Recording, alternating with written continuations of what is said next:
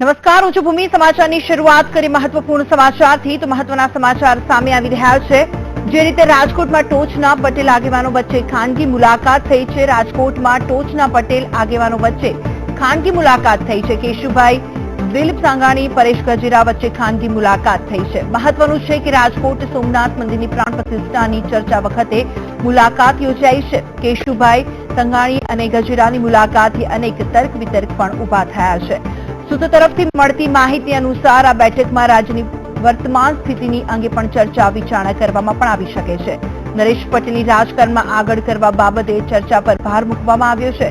ઉલ્લેખનીય છે કે ગઈકાલે નરેશ પટેલને મુખ્યમંત્રી તરીકેના પોસ્ટરો દર્શાવવામાં આવ્યા હતા. પોસ્ટર સામે આવ્યા બાદ બીજા દિવસે મુલાકાતનો દોર શરૂ થતા રાજકીય માહોલ ફરી એક વખત ગરમાયો છે.